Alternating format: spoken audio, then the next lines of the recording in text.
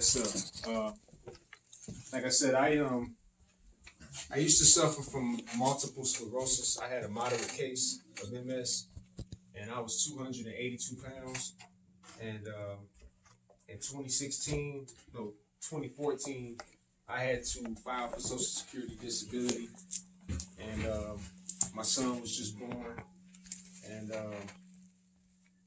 in 2016, I went through a change that will forever change who I am. From 2014 to 2016, I started to notice that the reason that I was sick had a lot to do with what was on my plate. What wasn't on my plate. I was thinking that, man, I need to eat more vegetables. Because I was watching Breaking Bad, and Heisenberg told the young guy that he needed to have more green on his plates. They were sitting in the truck, and he asked him if he wanted something to eat, and he said, you need to have something green on your plate. So I was eating dinner that day, and I had some chicken and some mashed potatoes, and I said, man, I don't have nothing green on my plate.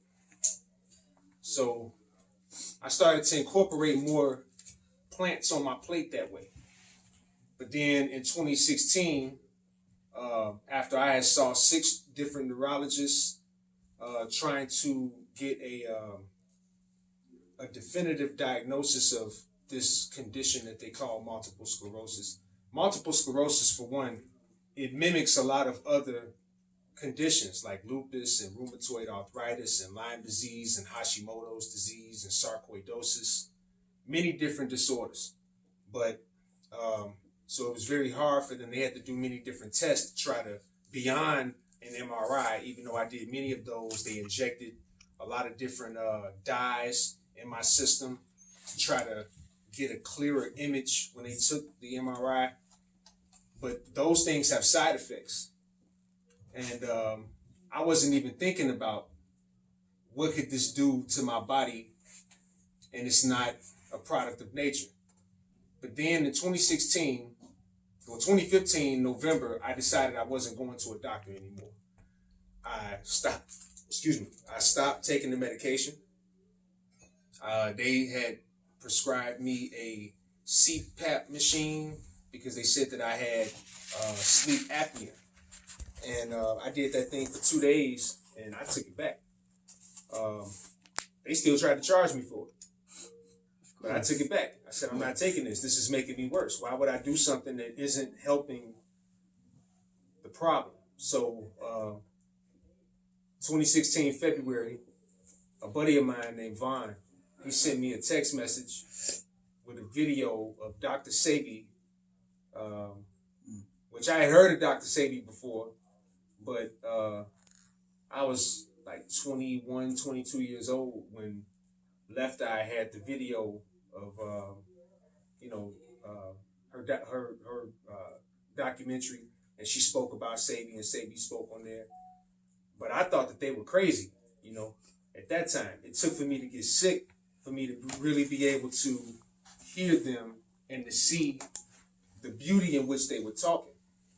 So, but when he sent me that text, it took me 2 weeks to watch that video because I was setting my way. I felt like I had found my way with, the road to starting to really heal, which was starting to incorporate more plants on my plate. But all of a sudden, I started to watch this video with Sebi and Rock Newman. There was a video, an interview. It's on YouTube, and it's still on there if you haven't seen it. But after watching that, a lot of things started to make sense for me. It was a lot of things that he said that I couldn't deny, like a carrot. My whole life, I've been told to eat your peas and eat your carrots. That carrots are good for your eyes.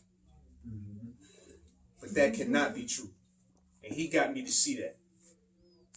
So why isn't that true? It's not true because it's not a product of nature. If nature didn't make it, don't take it. And only God heals. So if God isn't a part of our doctor's healing equation. Healing cannot take place. In terms of a carrot, it doesn't bear a seed to reproduce itself.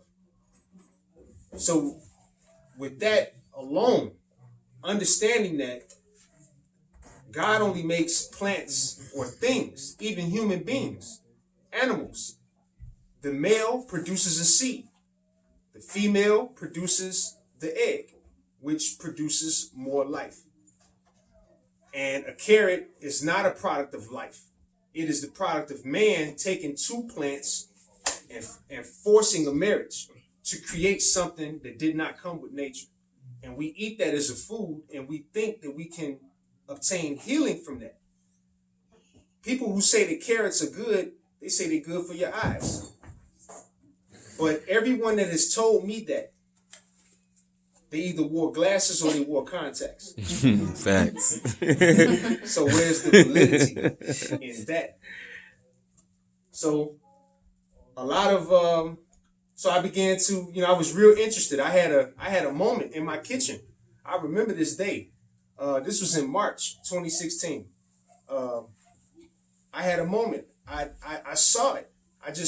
It was like something was talking to me, but it wasn't through words. It was through a vision to show me of what was necessary for me to do on this journey so that I can heal myself from this condition. I thought it would take years for me to obtain the success that I have, but I got started a whole lot sooner than I intended to. I started to leave. I saw that I'm not supposed to eat meat. Meat is not something that human beings were intended to consume. How do I know that? Well, a lion eats meat. Right. A tiger eats meat. An alligator, a shark, they eat meat. So when I look at their teeth, my teeth don't look like their teeth. My teeth looks like a gorilla who eats plants. So if I trace that all the way back even to dinosaurs, you had meat eaters and you had plant eaters. And a dinosaur like a Tyrannosaurus Rex, his teeth is jagged, it's rigid, made to rip through flesh. But my teeth are made like those who ate plants. So I saw that, I understood that, but I knew that I wasn't going to be able to stop eating meat overnight. So I started with one meat at a time. I was already getting sick from the pork, and it makes sense with the pork and me having multiple sclerosis because pork is a meat that attacks the brain. Mm-hmm.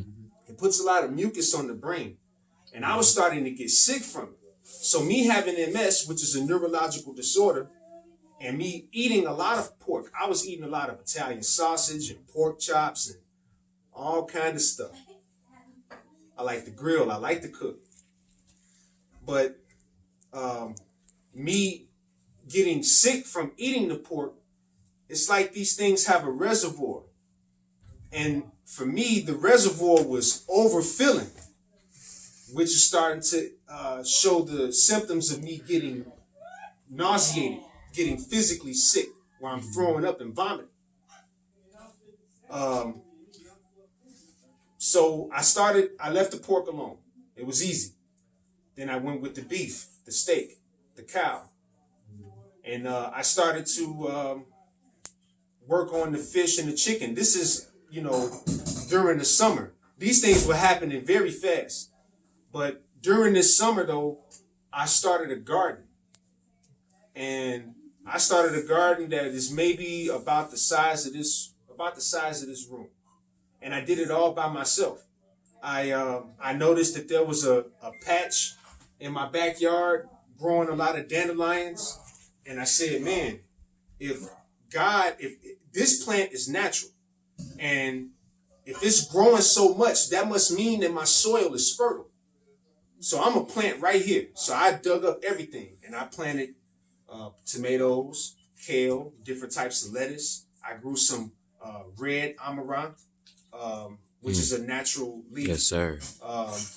I grew different herbs like sage, thyme, oregano, and basil, and cilantro. I mean, I grew a lot of stuff. I got pictures from that first garden, and I learned a lot about life while I was gardening. I got to see how things grow and how it goes. Again, those dandelions in that spot, that's a natural plant. We can spray. There's going to be some people, by the end of me talking, you're going to think, well, okay, a dandelion, can I just go in my yard, pick it, and eat it? Well, if there's no chemicals that have been sprayed during that season, you don't have to worry about what happened last year. Okay. Don't worry about that. Right. Because that is in the air. Right. And when those things go up in the air, that is the result of the tornadoes, the hurricanes. Those things are an imbalance that is taking place because of the unnatural activity that is going on with us cultivating these different animals, these different plants, and all of that stuff. So again, I got to see how that works. The water cycle, everything. You know, the water cycle is a system that can't be broken. You have a cloud in the sky, which is water in a vapor. It gets cold enough to where it liquefies again. The water drops to the ground, the sun makes it evaporate back into a vapor. It accumulates back in the sky, and it's an ongoing process that does not break. You cannot break that. That's Facts. God. Facts. It's the same thing with a dandelion. A dandelion would never extract anything inorganic from the soil. It will only eat what God coded it to eat. So when you spray your weed killer over your lawn, it's only going to kill the plant that's above the ground. It will not kill the root, which is why the plant comes back every year. So now I started to see that not only have they hoodwinked me with dandelion, it's a food. You can go in Peach Fresh Market, Meijer, Jewel, some health food stores. They sell dandelion greens in their produce section. H Mart, they sell it there. So I'm going to go in my yard and I'm going to use what's in my yard. But to get to my point though, if I'm spraying this stuff and it's only killing what's above the ground, the roots are not going to eat those chemicals. That plant is coming back. So it's a business. They done hoodwinked me into thinking that every year I have to go and buy this weed and feed, these chemicals to put in my yard to damage my soil. And if I want to grow food, I have to grow food that is acidic. Because the acid food is going to extract that acid substance from the ground. That's how it lives. A natural food, a natural plant can only extract from Mother Nature what is natural. Not an unnatural plant. I grow Roma tomatoes. Roma tomatoes are not a product of nature. You have tomatoes that are natural. The parent plant, the ancestor plant that grows in Peru. But they don't sell those tomatoes here. Fact. They made all tomatoes from that tomato. So in order to see that, you have to study botanicals to see that. But this Roma tomato, it cannot extract calcium, iron, magnesium, phosphorus from the dirt. It cannot do that. And then it be something that is alkaline. It cannot do that. But from Sebi, what I learned is that I can take something alkaline and make a tea with it, so to speak, a stock, like dandelion. And I can feed that to the unnatural plant. And because it does have the ability to soak up moisture, it will soak up that alkalinity. And then it makes the tomato alkaline. That's a beautiful thing. Yep. We have to get to a place where we're starting to teach our children how to garden and those different type of gardening techniques to help give us optimum health in the situation that we're in. But I kind of got off track a little bit. Oh no. But Oh, you good. So again, I garden. I did everything that Sabi said as far as I started to incorporate more herbs. I was getting into the bromide, which is the sea moss and the bladderwrack. I was ordering from his website. I had That's what's up. the Banjou, the iron food, and the green food, the BioFerro, which is really good. BioFerro helped me a lot with the multiple sclerosis. So Okay. then August came, and I heard that Sabi was in jail, and that he had been in jail since May, and it wasn't really clear at the time why he was in jail, but things were starting to surface. And it was August 6th. My family, my children, and their mother, they were out of town. But this day, August 6th, I went to my mother-in-law's house, and she grows a garden. I learned about gardening from her, and she grilled some chicken and some fish this day, in addition to some squash that she had got from her garden. And we had a good time. I made it home, and I got the news that Sabi had passed away, that he had died in prison. And when I heard the news, it bothered me big time. I thought I saw myself meeting this man. Yeah. I saw myself going to his village and shaking his hand and thanking him for the things that I was able to see. I used to ask God to talk to me, and I didn't start to hear God's message until Sabi kind of showed me how to do that. Mm-hmm. So when I heard that news, that was the last time that I ate meat. But after that day, though, I was still struggling with some of the starches. I was real big on potatoes. Mm-hmm. And potatoes have a high concentration of cyanide. Cyanide will break down the neurological system and make a disease like multiple sclerosis manifest. So I was struggling with that, but something told me that I needed to fast, and I was starting to listen to a lot of videos that Sabi had on fasting, and I realized that. Quick question: Yeah. Do you know if ovarian, like fibroids and stuff like that, is that a part of the central nervous system, right? Ovarian, like the fibroids or whatever. Fibroids, no. That's a part of the hormonal system. Okay. The hormonal system has been compromised with things like dairy. Dairy is one of the main contributors to a woman developing fibroids. So if a woman wants to get past or reverse fibroids, what you would have to do is you have to remove from the diet what is causing that. Again, it's going to be the dairy.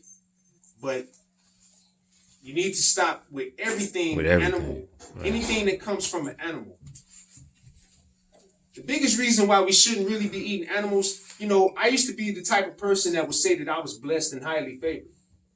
I used to talk that. And when I realized that I was contradicting myself by saying that, because how can I say that and then I'm eating something, I'm putting something into my mouth that isn't made by the same creator that I'm claiming to be blessed and highly favored from? It makes no sense. So, well, who makes a cow? It's not God. Who makes a chicken? Right. Not God. It's not God. God did not make a chicken. Sure God did not make a cow. God did not make a chicken or a lamb. Nope. Or a pig. Nope. Or a dog or a cat. I like dogs and I like cats. But the fact is, God did not make those animals because they cannot go into the wild and just eat something. We have to go to the store and buy something that was made at a factory for this pet to eat, so that we can keep control. A A pet is not supposed to bite the hand and feed them. So, to get back on track, she would have to remove anything from an animal out of her diet and then incorporate something that will help to damage the cells from a fibroid tumor. And the best thing that a woman should have, every woman in here, every day, you should consume red clover. Red clover in the morning, at noon, and at night. Not only is it going to help you with fibroids, even if you don't suffer from that, it's going to help you with energy. It's going to help you with focus. It's going to make you feel good. If you're having anything dealing with, stress, any type of stress or anxiety, it will help with that. And it's very good for the female anatomy. In me saying that it's good for the female anatomy does not mean that it won't work for a man, or that it will help him. It will give a man female traits or tendencies or anything like that. Nothing like that is going to happen. The way these herbs work is that, a woman, her body produces estrogen, and the male produces testosterone. But again, the key word is produce. We don't eat a substance that has that and give that to us. Well, we're not supposed to, because soy will put estrogen in your body. But it's not supposed to happen that way. Estrogen is supposed to be produced. Glands produce hormones. Estrogen is a hormone that is used to help regulate other things in the body. So you take in iron, and it converts it into a hormone, estrogen and testosterone. But I'm not going to take in red clover and it gives me estrogen. It does not work that way. It's going to help me to produce testosterone. But it helps a woman because it needs to help a woman. A woman is the greatest gender on the planet, in my opinion. It's only opinion. And the reason I say that is because we all come from a woman. So I can't be stronger than my mama. I can't be. She taught me everything that I know. I can't be better than her. So anything that I can do, best believe she can do better than me. So, Facts. Indeed. But again, I take these terms because I'm always speaking from the hip. But yeah, fibroids is it's a very, very serious situation. It's all dietary. Right. These diseases cannot live in the body if we don't continue to feed it. Facts. We have to remember that the doctor or the physician is the one that give these conditions a name. Yep. They give it a name to separate them. But what we really should be looking at, in my opinion, in terms of health, when we're trying to diagnose how to reverse something, we should be dealing with a system. So when I looked at myself, I'm not looking to really reverse multiple sclerosis. What I'm looking to do is to reverse anything going on in the central nervous system. If I have cancer, I'm looking to reverse anything going on in the circulatory system. Because if I can cure cancer, I can cure Ebola. Facts. I can cure AIDS. I can cure coronavirus. Facts. A virus. If it's a virus, then the same thing that it takes to cure one virus, it's going to take to cure all of them. Because it's affecting the same system. Facts. They call it an AIDS virus and a coronavirus to separate them. But all it is the same disease because the same system has been compromised. It's just a different manifestation of disease. Maybe if you want to call it a higher manifestation, so be it. But I just choose to use the word different because I don't think that a lot of times I'm trying to get out of the space of looking at things like something is better or worse. You know what I mean? It's just different. So to cure one disorder in the central nervous system, I'm gonna cure them all. With the same components. Facts. with the same things that I use to reverse multiple sclerosis in me, I can use to reverse Parkinson's disease. Yep. Or Alzheimer's. Yep. It will take the same components. And in a lot of cases, it doesn't have to be as complex as we make it.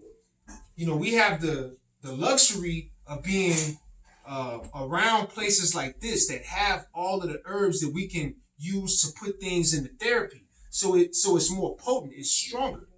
But if all I had was dandelion, and until I got here today, all I had was dandelion and sea moss.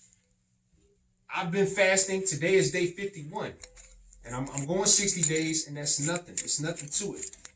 I can do 120 days on just dandelion and sea moss. And I'm going to be as healthy as I've ever been. And it's going to help to flush everything that needs to be flushed out of me. But if I take other herbs, it will help to strengthen everything. Certain herbs will help with certain areas of your body. Cascara sagrada is real good for decreasing inflammation in the prostate gland. And that's necessary so that all of the mucus can be purged out the body properly. But dandelion alone will do the same thing. It just isn't as potent. You see what I'm saying? Mm-hmm. So a lot of how we look at food need to change. A lot of how we look at, fasting, life. I had family members that when I did a fast. Okay, so let me get back to that. That's August 2016. I heard that Sadie passed away. I stopped eating meat. That was my last day. But I said I had to get to a point where I'm leaving these harmful starches that he don't recommend alone too. Mm-hmm. So I said I'm going to fast for 40 days and 40 nights. And I decided that I was going to do that on September 11th. Because this was, for me, this was an emergency. Mm-hmm. I did not want to feel the way that I was feeling anymore. Like I said, I was 282 pounds when I started this journey. And there was a time that I couldn't hold my son. When I was going through that, my son was 2 years old. And I couldn't hold him. I had to push him around in the stroller. And, I was using a stroller so that I wasn't finna be using a walker. I'm 34, 35 years old and I'm going through this. And, I just couldn't accept that this was going to be my life. So September 11th, I fasted. But I didn't fast to the point where I'm fasting now. Like today, today is day 51. I haven't eaten anything in 51 days, which is nothing. But with this fast, I said I'm going to break my way in easy. I'm going to eat, but I'm only going to eat from Dr. Sabi's nutritional guide.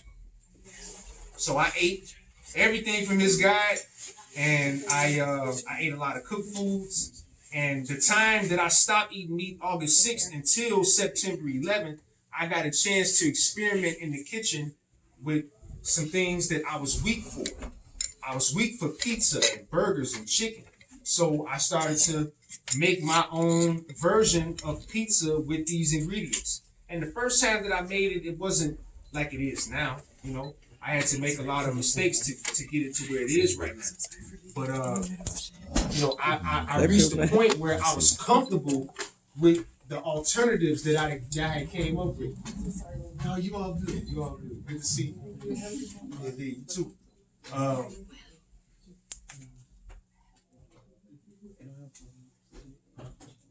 Yeah. So, fasting is very, very important. I fasted for 40 days, and I planned to fast for 40 days, 40 nights. I actually went 51 days, and I lost a lot of weight. I started that fast at 265. I ended it at 176.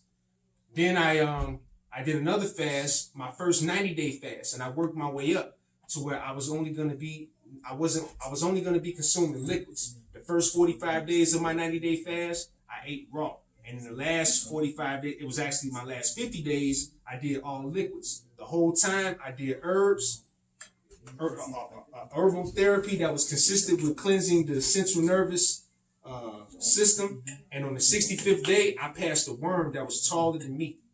And when I flushed that thing down the toilet, I also flushed down all of the symptoms that I felt from multiple sclerosis. So it was a great day. You know, I really, I felt good this day. I spent a lot of time with my son, and, you know, I reflected on a lot of things. But since then, I've been fasting during this time of year for that long. Since then, this is the 4th year. And I'm only doing 60 days because I got to get back to cooking because I'm starting this business venture, you know, of the cooking. So I just want to say that, man, the fasting, if you're dealing with a condition where you have to fast, it's not as hard as we make it as long as you incorporate the herbs. And this is a great place to get your herbs. So, you know, thank y'all for listening, man. I appreciate y'all. Peace, love, and blessings. And, man, just fall in love with what you eat. Love yourself. There's nobody more important than you. And, you know, just share that love, man. All day. All right, brother. Real. Eat with the beast. Yes, indeed. There you go, baby. Love, bro.